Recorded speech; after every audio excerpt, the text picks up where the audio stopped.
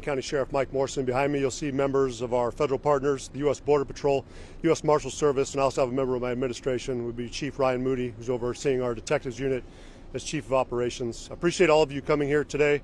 We're going to give an update just based off our operations that we've been conducting. These were pre-planned operations for a fourth search related to the Travis Decker case, and this is going to be in regards to the murder of Paityn, Evelyn, and Olivia. Again, we have not lost sight of what we're focused on doing, and that's bringing justice to those three girls. We are close to justice being served and law prevailing. During our search yesterday around 15:30 hours, that'd be 3:30 p.m., our search teams did locate an anomaly that was seen in AI imaging from our drones. In closer inspection, when we got that, we did see that it was potentially a shirt. We were able to get units on the ground that did confirm that the shirt was consistent with what we had seen in previous surveillance photos with Travis Decker. So I am confirming the shirt that we saw on scene is a match for what Travis was last seen wearing. In addition to shorts, which were U.S. Rangers shorts, they were also a match, and also personal items to include chewing tobacco that was consistent with what he had chewed, a bracelet which is consistent with what we'd seen in photos of him wearing. So collecting those items, we have since sent them off to the Washington State Patrol's crime lab. We're hopeful that we'll get those results back soon. I appreciate Chief John Batiste and the Washington State Patrol for continuing to be a constant ally for us. Even in my call this morning, I asked if he could expedite it. I understand the Chelan County Sheriff's Office is not the only agency within Washington State investigating a homicide and looking for quick results back from a DNA test. So, Chief Batiste, Washington State Patrol, we appreciate it. We understand there are a lot of pressure. Going through the processing of the decomposition that we found amongst that clothing has been challenging for the State Patrol's crime lab. They were able to get DNA off that sample, and they are comparing it to the DNA samples that we have in place for Travis Decker. I have asked them to take their time, not rush this. This has been a thorough investigation up to this point. We don't want any mistakes made. Our investigative team has continued to be out on the ground today with Washington State Patrol's crime lab team. We've also had members of the FBI's crime lab team out here assisting us. We found additional body parts today to include 2 feet, some femurs, and also some vertebrae. We've requested that these items also be sent off to Washington State Patrol's crime lab for additional testing to be compared. Again, we do not want to rush this process. We'd like to have DNA results this evening, but I understand in the interest of justice, to ensure this case is handled properly, we have asked them to stand by, test more samples, and we hope to get those in the next couple of days. We're appreciative for our federal partners that have continued to be biased throughout this process. We recognize that we're trying to bring closure to this community, and more importantly, we're trying to bring pressure to our allies to come and give us more assistance where needed. But we do appreciate the fact that Whitney and her family have been very cooperative with us, and we're trying to bring them peace of mind and closure for this. We think we're one step closer. As soon as we get the results back, we are optimistic that these results will confirm that we have located Mr. Decker, but until that time, we're going to stand by and wait for the 100% confirmation. For the meantime, I am going to bring up the representative from the U.S. Marshals, who have been our ally since day one, assisting us, leading the search effort, and I'll go ahead and let him take questions. Hi, my name is Gavin Duffy. I'm the Chief Deputy United States Marshal from the Eastern District of Washington. You guys have been on site. You've been part of this for months now, 3.5 months. You've pretty much been working hand in hand with Chelan. Can you explain why it took so long to be able to find this specific spot? It's less than a mile from where that campground is. I mean, I think if we look behind us into the backdrop here, the terrain is extremely complex, some of which would, it's hard to find anywhere in this country, and that's kind of what we found. I mean, it's incredibly steep, it's incredibly rocky, and that's why we have some of the experts, our Special Operations Group, and our partners with Border Patrols, BORSTAR, and BORTAC, who are all 3 experts in this terrain to do it. And I think we're pretty proud of the fact, using all the resources we could across the law enforcement and public safety spectrum to really drill down and find these remains, which we're very, very hopeful and fairly confident.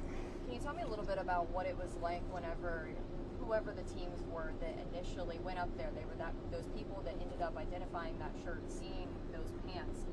That was that moment. You guys thought, oh, I think we got him. Can you explain a little bit about what that feels like for you? I think it's the 1-yard line. I mean, we want to get across the goal line with the DNA, but we're pretty, it's a good feeling. We've put a lot of work. I mean, hundreds of people in law enforcement and other career fields have touched this case because of its importance to the Chelan and to the state. So to get to that 1-yard line where we are right now, maybe even a little closer, it felt pretty good for everybody working this case in any way.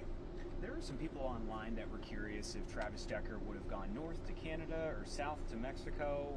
What do you say to people who were curious about him ever going that far, in your expert opinion? Well, I mean, we appreciate the curiosity, right? I mean, we're in the business of finding fugitives and human beings, and they do unique things. And so, I mean, that's how we're thinking as well.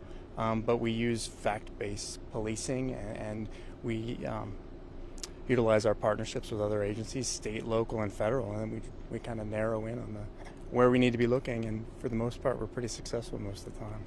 Is this search in that area wrapped up? Is anyone going back up to that site at all? At this point, no, we're going to shut it down for the night, but if something changes, then we'll be right back to it. And then we're on to the next case, and if there's another case in the mountains, I'm pretty confident Border Patrol will be with us, and we'll be back at it with the state police and specifically the Spokane County Sheriff's Department as well. Based on the evidence found there, if it is Travis Decker's remains, did it look like someone had been camping there a while or someone on the move? You know, ma'am, I don't really have the answer to that specific question. Can you tell me a little bit about what, say, the next few days looks like for you? Is this something that's going to be more searching, more field work, or is this just now waiting for that DNA evidence? I think it's a lot of waiting. How does that feel? You know, you want to be, again, you want that 100% confidence in what we're doing, and in this situation, because of DNA, we can get there. But I think we'll be looking at our phones, but moving on with the rest of our weekends and traveling back to wherever we're from. Can you tell me a little bit about the condition of those bones and those pieces that you found? Were they gnawed by animals? Is that something that seemingly disturbed up there? Ma'am, I really don't know the answer to that, nor would I be an expert on that matter. Fugitives I can help with, but anthropology I'm a little limited. Can you say whether a firearm was discovered with Mr. Decker? I do not believe there was, no. Any hint of foul play there, just based on an initial look at the scene? Again, as an experienced fugitive investigator, I'd leave that to the homicide investigators and the very qualified Chelan County team. So I'm not in a position to really field that one. This is obviously a hit close to home for a lot of people. Wenatchee's a very small community, so is Chelan County. Any message you have in terms of the importance of closing a case like this? Well, I think everybody wants this closure across the community, and I mean, it's national level attention. We all want closure on this case, but so we're really hoping we get across, you know, to keep using the analogy, to get across the goal line and be done with this. But, you know, for the Marshal Service and every member of law enforcement, from here we just move on to the next violent fugitive. And that's unfortunate, but that's the reality. Sheriff Morrison, if I could ask you a question. Absolutely. You guys are from here, you live here. Yes, ma'am. Your guys have been part of this since day one. Kind of the same question for you. Mm-hmm. You know, you've met with family, you guys know these people. How does it feel knowing you're so close to 3.5 months of just anxiety maybe coming to an end? We understand the work's not done. We're still in the midst of a homicide investigation. And as you asked too, if something were to have happened to Travis that was not natural or of his own cause, we're going to investigate it as a homicide investigation. We owe that to his family. We owe that to him. He's still a human being. He was a brother. He was a son. He was a family member. So again, I find his acts to be heinous, what he's alleged to have conducted and done. But overall, still going to treat him with respect. I said this throughout the process. We didn't want any harm to come to him, and we'll still treat his remains with the kind of respect that anyone would deserve. So we'll look into it, but we understand this is one step closer, as we said, to serving justice and ensuring that the law was issued. So we want to make sure this is closed out properly. We want to make sure the family has the closure. I want Whitney to sleep better at night. I want her family to sleep better at night. I want the community to know that our agency does not give up, no matter how daunting and how challenging the task is. We understand this was not easy. We get the community's frustration. We get our citizens' frustration. But overall, we'd love to have had this done in 3 days. Absolutely. It would have saved us a lot of resources. But it wasn't for a lack of trying. It wasn't for a lack of resources. We brought in some of the best minds in the country, from the FBI, the U.S. Marshal Service, U.S. Forest Service, even the U.S. Army's Criminal Investigation Division.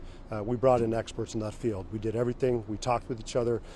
We met afterwards, debriefed to make sure that we didn't make any mistakes, and continue to do everything possible. We understood this could be a criminal case that was going to trial. We didn't want any chance that this would be defeated when we went to trial.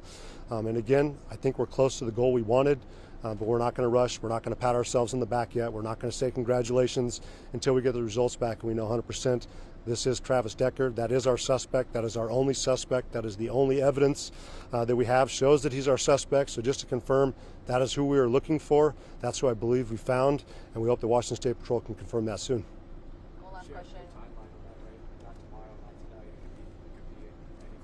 Nope. Again, I'm not going to put pressure on Washington State Patrol's crime lab. I want them to take their time. I want them to make sure those results are 100% confirmed.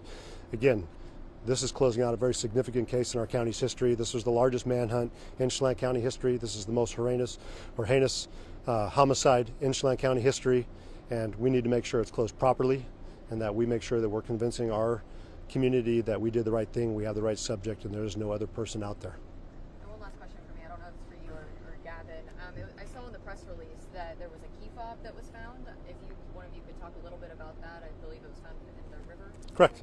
Yeah, so we had a follow-up, and we really appreciate Sheriff Knowles and Spokane County Sheriff's Office for not only bringing their helicopter out here with their air support unit, but also bringing members of their dive team, and they were able to get into spots that National Park Service and our Chelan County Sheriff's Office Swiftwater Rescue Team were not able to get into, since there are spots you'd have to get underneath debris, and they were able to find a key fob in close proximity to our scene, which was great. I mean, it's an additional piece of evidence. We've collected it, we've put it in our evidence room, and it's been logged, but again, that's what it shows for cooperation and teamwork and just bringing additional resources that we didn't have. So we do not have a dive team here at Chelan County Sheriff's Office.